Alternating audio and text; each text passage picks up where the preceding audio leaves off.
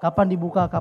Tapi sebelum itu kita bicara dulu terkait Undang-Undang Nomor 18 tahun 2017. Sebenarnya kan di undang-undang itu ada peraturan turunannya, Pak. Seperti apa sih, Pak? Implementasinya dan bagaimana peraturan-peraturan itu berlaku, Pak? Jadi Bapak bilang bahwa ada negara Taiwan nih, Pak. Banyak juga di Facebook, Pak, nanya, Pak, Taiwan gimana nih? Kapan dibuka? Kemudian prosesnya bagaimana? Nah, halo rekan hacker, ini podcast untuk kamu.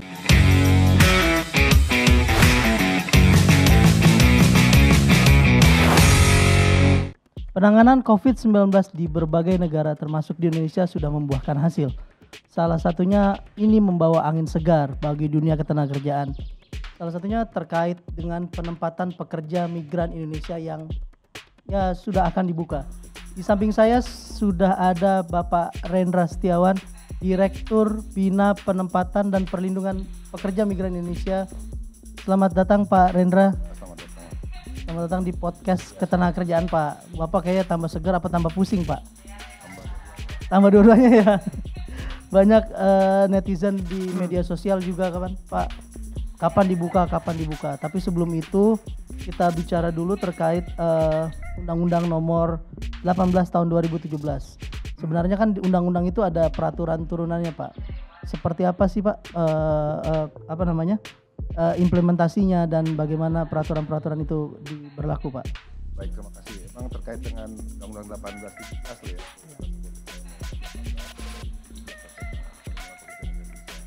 Itu merupakan undang-undang baru sebetulnya. Jadi banyak yang memahami bahwa undang-undang ini kan revisi atau amandemen dari undang-undang sebelumnya, Undang-Undang 39 2004. Padahal ini benar-benar baru, jadi mencabut undang-undang yang lama karena perubahannya ini lebih dari 50% substansi yang ada. Jadi memang sampai sekarang tinggal tiga aturan turunan dari Undang-Undang 18 Yang pertama terkait dengan PP Pelindungan Awak Kapal Niaga dan Perikanan. Ini sudah disektek, mudah-mudahan nggak lama lagi ya di dalam rangka pelindungan pekerja migran khususnya awak kapal memang menjadi hal yang sangat krusial bagi Indonesia. Ketika di ranah nasional masih terjadi multidimensi terkait dengan aturan yang mendasari aturan tersebut. Yang kedua adalah terkait dengan Perpres Atase, juga sudah disetnek, mudah-mudahan sudah hampir clear ya, karena kita juga sudah formal meeting dengan Kemlu terkait dengan posisi Naker dan Kemlu. Saya rasa ini nggak lama lagi ya. Yang terakhir ada peraturan kepala badan terkait dengan syarat untuk bekerja. Nah, ini juga sudah difinalisasi, mudah-mudahan nggak lama lagi lah ya, kita berharap setelah pandemi ini selesai semua turunan sudah bisa jalan dengan sudah bisa selesai lah, walaupun secara implementasi ini kan masih harus perlu persiapan lah, karena kemarin di 2020 awal kan kita tahu ya pandemi ini begitu meluluh lantakan semua, dari sisi semuanya lah kita berantakan, jadi kita harus membangun ulang dan mudah-mudahan ini bisa menjadi titik balik lah bagi pemerintah Indonesia dalam rangka pelindungan pekerja migran Indonesia. Pak, terkait Bapak bilang tadi bahwa pandemi COVID-19 itu kan terjadi, Pak. Kemudian menyerang tidak hanya tapi seluruh belahan negara dunia, termasuk negara-negara penempatan.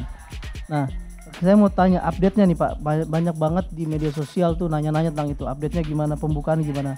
Kan Bu Menteri sempat mengeluarkan permen penutupan ya, Pak, penghentian sementara. Kemudian beliau juga mengeluarkan terkait penempatan di masa adaptasi kebiasaan baru. Nah, sekarang update-nya seperti apa, Pak? Baik, terkait dengan pandemi kita tahu ya, di akhir 2019 kan sudah mulai ya. Nah, di awal 2020 ini sudah banyak negara penempatan yang mulai mengkotak-kotakan wilayahnya. Ada yang masuk zona merah, zona hijau. Ya, nah, betul. Dari situ kita sudah mulai melakukan pengetatan. Jadi kita himbau kepada perwakilan untuk melakukan pengetatan job order dan juga P3MI dalam rekrutannya juga harus diketatkan. Jadi kita membatasi berbagai hal terkait dengan proses penempatan. Dan di bulan Maret Bu Menteri mengeluarkan Permenaker 151 terkait dengan penghentian sementara. Ya. Nah, ini dilakukan atas saran atau masukan dari berbagai perwakilan, karena waktu itu kita maraton melalui Zoom meeting dan disimpulkan bahwa harus ada penutupan. Jadi bentuk partisipasi Indonesia di dalam rangka menghambat lajunya COVID dan juga untuk pelindungan pekerja migran. Kan tidak hanya pekerja migran ya, tetapi juga anggota keluarganya ya. Nah, inilah yang menjadi dasar pemikiran kita dan akhirnya kita tutup dengan 151. Dan di bulan Agustus itu sudah terbit lagi tuh 294 Kepmenaker, akhirnya kita buka. Nah, Kepmenaker ini mengamanatkan Kepdirjen. Jadi Kepdirjen terkait dengan pembukaan kembali negara penempatan pada masa adaptasi kebiasaan baru. Nah, inilah akhirnya diamanatkan Kepdirjen, sampai sekarang sudah sekitar 58 negara penempatan yang sudah dibuka, termasuk Korea dan juga Taiwan. Nah, Taiwan kemarin kita juga sudah buka sehingga sudah bisa dilakukan lah. Karena kan kemarin yang terhambat itu kalau nggak salah Taiwan itu sekitar 6.000 sampai 12.000 tuh yang terhambat pemberangkatannya. 6.000 atau 12 sampai 12.000. Itu dari berbagai proses ya. Kalau yang udah siap itu sekitar 6.000 lah yang sudah siap. Sudah siap untuk diberangkatkan, Pak? Ya, diberangkatkan karena ada penutupan dari sana, penerbangan juga di stop, yang akhirnya kita stop juga kan gitu. Nah, sekarang alhamdulillah sudah mulai dibuka, tetapi nanti mungkin agak terhambat lagi nih karena Taiwan akan menutup kembali untuk sementara ketika ada tahun baru Imlek.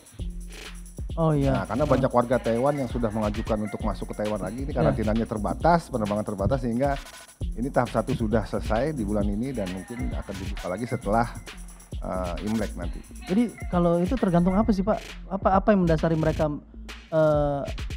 CPM ini nggak bisa berangkat, itu apa yang dasarnya, Pak? Karena ditutup waktu itu, penerbangan nggak ada. Ya kan? Akhirnya kita ngambil keputusan juga di dalam negeri, ya kan, untuk menutup juga. Karena kalau kita tidak tutup, ini kan bisa menjadi bola liar juga.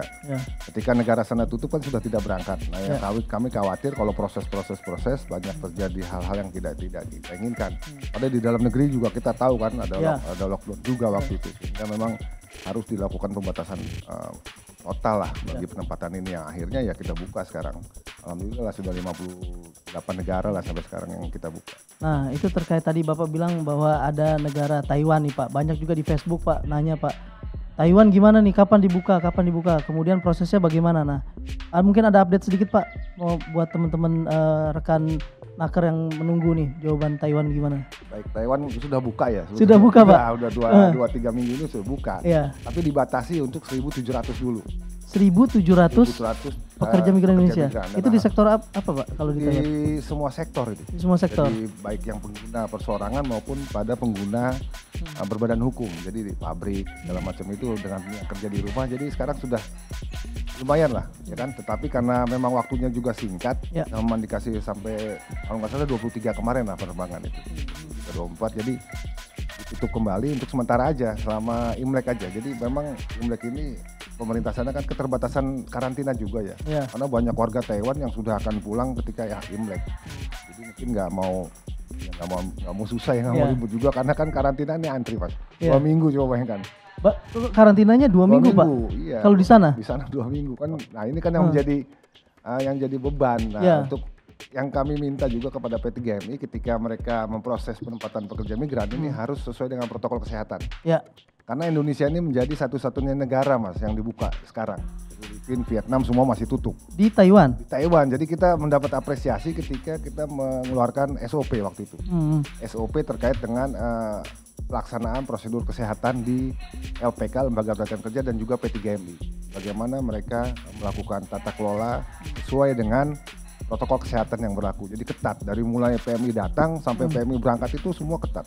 Kan tes PCR sebelum masuk, juga mau berangkat karantina juga 7 hari, di hari kelima tes PCR baru bisa berangkat setelah dinyatakan negatif.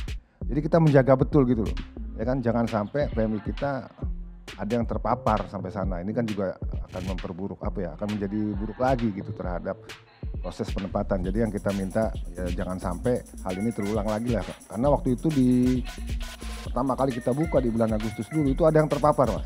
Terpapar PMI-nya. Jadi sehingga ditutup kembali waktu itu kan. Nah, ini kita tidak mau itu terjadi. Jadi pas Agustus itu diberangkatkan, kemudian terpapar 15 orang kalau nggak salah waktu itu. Nah, sudah sampai di sana, Bapak? Sudah sampai sana. Terus kemudian apakah dipulangkan kembali atau kan langsung di karantina di sana di sana. Nah, dari situ Taiwan tutup lagi tuh sementara karena Indonesia waktu itu tinggi juga. Indonesia mendapat penghargaan lah di dalam rangka tata kelola penjagaan COVID-nya bagus ya kan. Nah, ini akhirnya dibuka tapi hanya untuk Indonesia nih, alhamdulillah. negara-negara lain belum buka, jadi kita tahap pertama dibuka. Mungkin negara lain ya setelah Imlek nanti ya, tapi paling tidak kita diapresiasi lah di Taiwan ya, karena kita negara pertama dibuka. Ini kan negara-negara yang lain seperti Filipina, Vietnam dan lain-lainnya. Bagi rekan Nakar tadi Pak Rendra bilang P3M itu perusahaan penempatan pekerja migran Indonesia Pak ya. Jadi yang perusahaan itu yang memberangkatkan ya Pak ya. Kemudian tadi di Taiwan Pak, tapi teman-teman yang mau berangkat ke Malaysia dan Hong Kong juga pada nanya nih Pak. Ini ada update-nya nggak Pak kalau Malaysia dan Hong Kong? Kalau Hong Kong sejauh ini so far nggak ada masalah ya, karena memang Hong Kong ini begitu kita buka waktu itu juga ketika udah lama ya, jauh sebelum Taiwan Korea buka dia sudah buka duluan, ya, sudah berjalan dengan baik dan tidak ada isu lah, tidak ada isu yang terkait dengan virus corona apa segala macam. Jadi semua berjalan dengan baik, karantina juga berjalan dengan baik. Nah terkait dengan Malaysia, ini kan kita sekarang sedang melakukan pembaruan MOU, ya kan? Karena di dalam undang-undang kita juga disyaratkan itu, ya kan? Secara hukum kita disyaratkan apabila Indonesia dapat menempatkan pekerja migran ketika ada 3 hal di situ. Yang pertama, apa aja Pak? Negara tersebut memiliki perjanjian tertulis, tidak hanya MOU ya, bisa agreement, bisa segala macam. Jadi disyaratkan itu perjanjian tertulis. Tapi kan orang-orang konotasinya MOU terus ya, padahal perjanjian tertulis dalam bentuk apapun. Dengan Arab Saudi waktu itu kita bentuknya agreement. Ya. Dengan Malaysia perjanjiannya MOU. Nah, dalam bentuk berarti MOU. Antara pemerintah sana dengan pemerintah Indonesia gitu ya? Nah ini kan sedang kita pembarui untuk yang jabatan pekerja rumah tangga. Jadi ini harus selesai. Kalau tidak selesai ya harus selesai pokoknya ini kan ini bentuk perlindungan ya. Kalau bagi kami ini keharusan ya, MOU ini harus jadi, ya kan, karena undang-undang itu mensyaratkan. Yang kedua, bahwa negara tersebut memiliki aturan perundangan yang melindungi pekerja asing baik di sektor rumah tangga maupun yang bekerja di formal lah ya. Nah ini kan Malaysia sampai sejauh ini belum memiliki aturan perundangan yang melindungi itu ya, khususnya untuk yang pekerja domestik. Untuk itu satu-satunya cara jalan keluarnya way-out-nya ya hanya kerjasama tertulis, dan ini harus jadi gitu loh ya kan. Nah ini untuk bentuk pelindungan pekerja migran kita, sehingga kedua belah negara ini memiliki komitmen yang sama gitu loh di dalam rangka pelindungan pekerja migran. Kita tahu lah Malaysia kan membutuhkan banyak pekerja dari Indonesia, Indonesia pun begitu. Tetapi untuk menjembatani itu kan harus ada kerangka hukum yang melandasi penempatan ini, sehingga bisa pelindungannya bisa pemerintah bisa menjamin lah adanya pelindungan pekerja migran bagi mereka yang rentan posisi. Yang ketiga apa Pak? Yang ketiga memiliki BPJS dan asuransi. Saya rasa kalau sudah ada aturan perundangan yang melindungi dimanapun ya, saya yakin ya setiap negara yang memiliki aturan perundangan pasti undang-undang tersebut seperti Undang-Undang 17, Undang-Undang 18 ini kan pasti di dalamnya ada nih BPJS atau asuransi otomatis. Jadi ya hal yang paling isu utamanya ini ya sebetulnya di MOU dan aturan perundangan yang negara setempat. Pasti ada lah masalah BPJS atau asuransi di dalam undang-undang aturan setempat ya. Ya Pak, tadi kan dulu udah Malaysia, udah Hong Kong, udah sekarang kita terbang ke Korea Selatan Pak.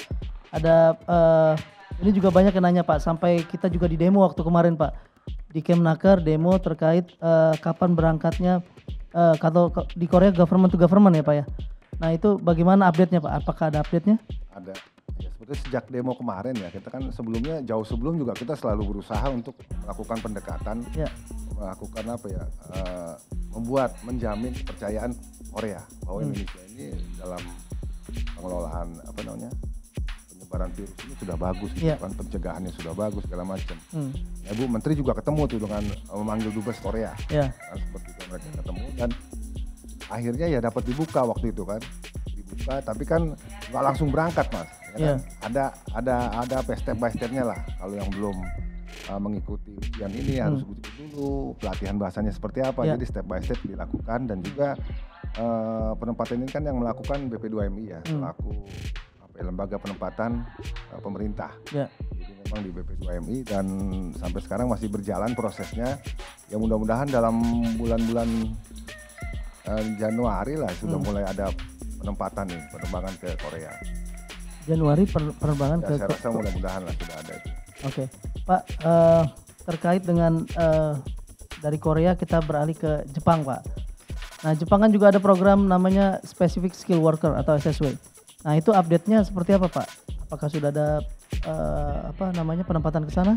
Kalau Jepang sendiri kan kita sedang menunggu berita resmi dari pemerintah sana. Mungkin nanti melalui nota diplomatik dari perwakilan ya. SSW ini kan suatu salah satu program penempatan yang ke Jepang. Jepang ini kan ada 3 skema sebetulnya ya kan. Yang pertama magang, kalau magang pelatihan lah ya. Itu sudah berjalan dari dulu. Yang kedua ini terkait dengan perawat dan nurse dan caregiver. Ini di bawah IJEPA, ya kan? Di bawah IJEPA kerjasama ekonomi antara Indonesia dengan Jepang. Semua sektor, salah satunya MNP ya, Movement of Natural Person, itu yang dibidangi oleh Kementerian Tenaga ini menjadi ketua subkomitinya. Nah di dalam rangka penempatan SSW ini kan perseorangan Mas. Jadi mereka ini secara perseorangan berangkat ke Jepang. Mereka apply sendiri melalui aplikasi kan, dan mendaftar juga di Kemenaker dan mereka ujian, habis itu bisa berangkat. Nah ini kan tapi masih ditutup nih untuk sementara nih. Kita sedang menunggu berita resmi dari perwakilan ya, mudah-mudahan dalam waktu dekat lah ya kita sudah bisa dapat update-nya dan kita sudah akan segera mengeluarkan Kepdirjen untuk membuka tidak hanya Jepang ya, mungkin beberapa negara lain juga sedang kita minta update-nya terkait dengan kondisi COVID di sana dan juga aturan yang sudah mulai melunak ya, yang memperbolehkan warga negara asing khususnya pekerja bisa masuk ke negara tersebut. Oke, Pak, saya pernah Pak di bandara suatu negara Pak ketemu PMI Pak. PMI saya bilang ini punya kompetensi apa gitu ke sini gitu. Sedangkan bahasa Indonesia saya ngobrol aja bahasa Indonesia aja masih susah Pak. Nah mungkin untuk tidak terjadi hal seperti itu Pak, apa sih yang harus mereka persiapkan itu dari negara Indonesia gitu sebelum ke sana tuh, biar teman-teman PMI kita nggak cuman dirayu sama calo aja Pak, kayak itu orang dirayu sama calo Pak. Jadi saya juga bingung dia mau kemana gitu, mau di bandara itu dia mau kemana, bingung Pak. Akhirnya ya udah kita bawa ke perwakilan kita di sana aja untuk mengurusnya. Nah sebenarnya untuk CPMI yang mau berangkat ke sana apa aja sih Pak syarat-syaratnya gitu? Atau dia harus seperti apa, harus kemana untuk dapat informasi yang utuh gitu Pak? Baik, terkait dengan prosedur penempatan ini berarti kan. Ini kan ada ada pilihan sebetulnya bagi mereka nih, bekerja di dalam negeri ataupun di luar negeri. Nah, di luar negeri di dalam Undang-Undang 1817 itu mutlak disyaratkan adanya sertifikat kompetensi. Suatu keahlian yang dibuktikan dengan adanya sertifikat kompetensi. Mau dilatih mau enggak, yang penting sertifikatnya ketika dia diuji kompetensi dia bisa mendapatkan sertifikat itu. Karena undang-undang mewajibkan bukan pelatihannya, tetapi sertifikat kompetensi yang harus dia miliki. Sesuai dengan jabatan yang akan dia duduk. Nah, sebetulnya kan ini suatu rantai proses ya penempatan ya. Dari mulai mencari informasi. Nah, ini kegagalan migrasi hampir 80% itu akibat tidak adanya informasi yang jelas. Tidak adanya informasi yang valid. Nggak usah jauh-jauh ya Mas ya. Kalau Mas saya undang nih, Mas saya nikah nih yang ketiga. Saya cuma kasih alamat saya nikah di Surabaya. Iya. Ya kan cuma nikah Surabaya, jangan-jangan nggak sampai di Surabaya. Karena emang nggak jelas kan gitu. Nah ketika dia mencari informasi yang jelas, kemana saya tadi harus mencari informasi? Kemana Pak kalau mencari informasi itu? Pertama mungkin ke desa ya. Ke desa dulu, karena banyak sekali desa selain desa migratif yang kita punya 450 lebih desa migratif, juga banyak desa-desa binaan dari teman-teman di civil society. Saya rasa itu bisa mereka untuk menjadi tahap awal. Yang kedua mereka bisa ke Disnaker ya. Disnaker mereka bisa meminta prosedur penempatan yang benar seperti apa sih, sesuai dengan keinginannya dulu lah, minat dan bakatnya dulu. Dari situ kan mereka bisa, saya mau ke Taiwan tadi, kan kalau saya mau ke Taiwan jabatan apa aja sih yang sesuai dengan saya, keinginan saya seperti apa, nanti baru dilihat ke depannya seperti apa. Kalau memang bisa ikut ujian kompetensi langsung ya monggo, tetapi rata-rata kebanyakan mereka harus ikut pelatihan dulu. Jika mereka ikut pelatihan baru mereka uji kompetensi, lulus, baru dia mendaftarkan ke dinas dirinya. Ya kan, nanti di situ diseleksi Mas oleh P3MI.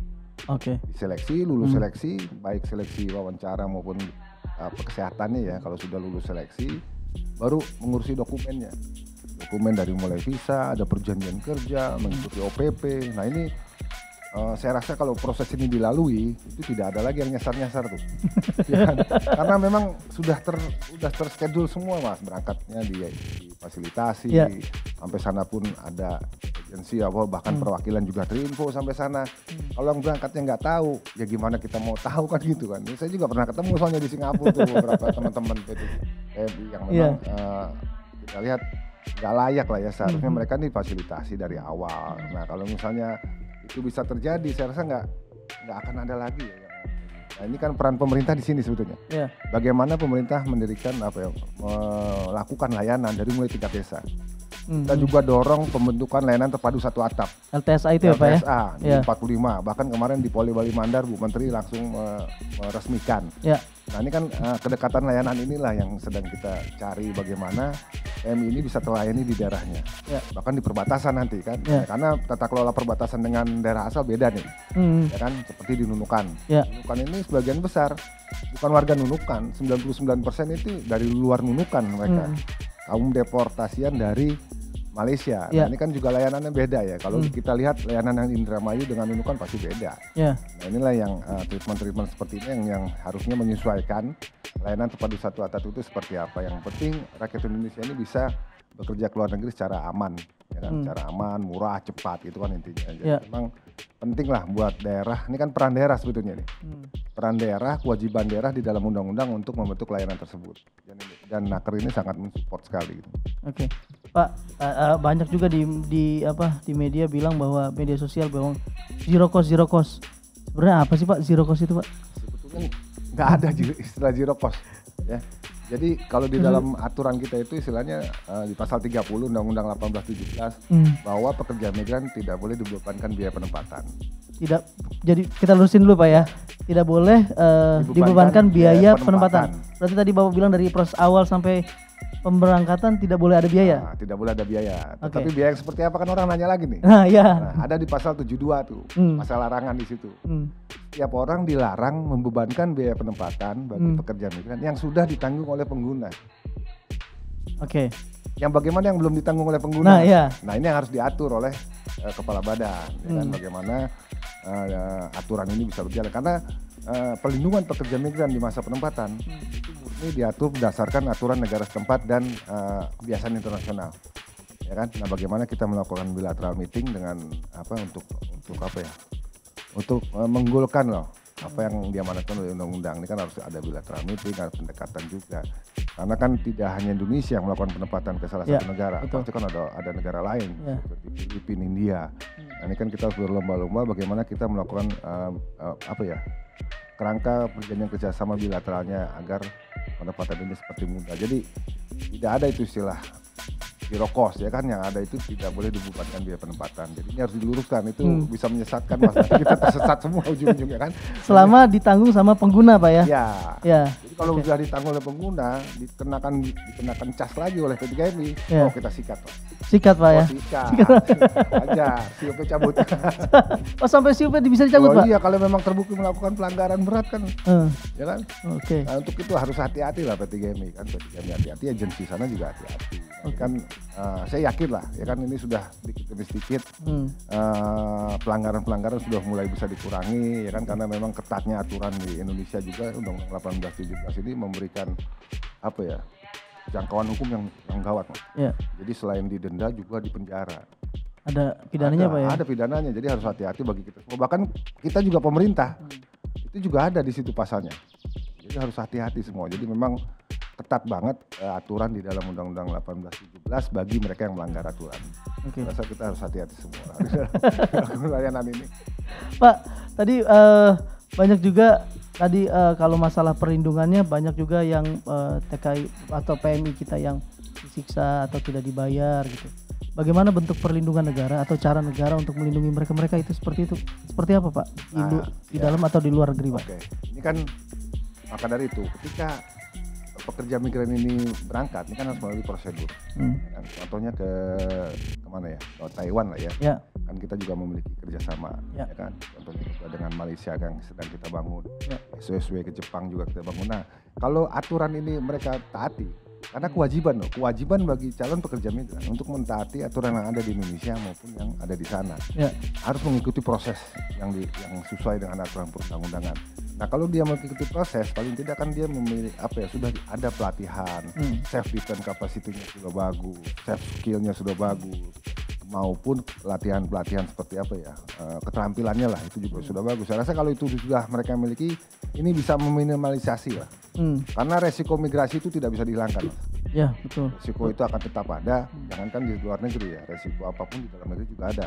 Tetapi paling kita bagaimana kita memitigasi resiko-resiko ini. Nah, ketika kita bisa memitigasi, paling tidak kita memberikan suatu suatu kepastian lah, ya kan, di dalam bentuk layanan yang memang bisa melindungi pekerja migran. Skillnya bagus, ada perjanjian kerja, ada perjanjian penempatan. Ini penting semua.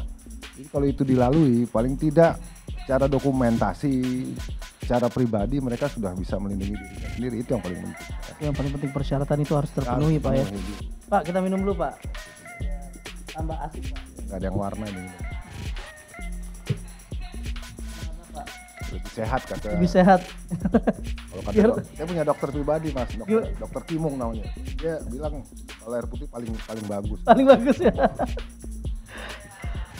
Pak Bu Menteri kan Bu Menaker Ida itu punya 9 lompatan. Salah satu lompatannya adalah penempatan pekerja migran perluasan pasar kerja luar negeri. Oke, perluasan pasar kerja luar negeri, salah satunya adalah penempatan sektor formal, Pak ya. Nah, itu bagaimana, Pak, update-nya? Nah, update-nya kita kan sudah mulai melakukan kerjasama ya dengan beberapa negara dan juga kita mendorong P3MI untuk mengurangi perluasan yang domestic sektor lah, pekerjaan rumah tangga yang memang rentan ya. Jadi kita mendorong P3MI untuk melakukan penetrasi terhadap negara-negara yang memang membuka untuk sektor-sektor pabrik, ya kan, seperti yang di beberapa negara ya. Di Taiwan ini juga nggak hanya domestik nih, ya kan, ada sektor-sektor lain seperti di Eropa, di Amerika kan mulai terbuka nih. Jepang, SSW kan, ini juga suatu hal yang bagus nih. Jadi memang kita selain kita juga kita sudah bersurat juga ke perwakilan untuk meminta masukan terhadap apakah negara tersebut membuka peluang sektor formal, ya kan, sektor pengguna berbadan hukum. Nah, ini kan ada feedbacknya lah dari Australia, kemarin dari Swedia, nah ini Serbia, ini beberapa hal ini yang memang kita dorong terus. Bagaimana nanti kita bisa mengurangi sektor-sektor yang pekerja pada pengguna persorangan. Jadi kita memang sih kalau dari ketersediaan supply-nya ini kan kalau kita lihat dari angkatan kerja kita kan masih cukup tinggi nih yang lulusan SMP ke bawah. Iya, SMP ke bawah masih tinggi, Pak. Nah, ini kan migrasi itu mengalir, Mas. Iya. Ya kan? Nah, peran pemerintah bagaimana ya? Kita mengatur migrasi, jangan sampai migrasi ini tidak tepat gitu kan. Berangkatnya yang tadi Mas bilang, keleleran, nggak ngerti bahasa, peran sponsor terlalu tinggi. Nah, inilah tugas pemerintah, bagaimana kita melakukan tata kelola yang baik.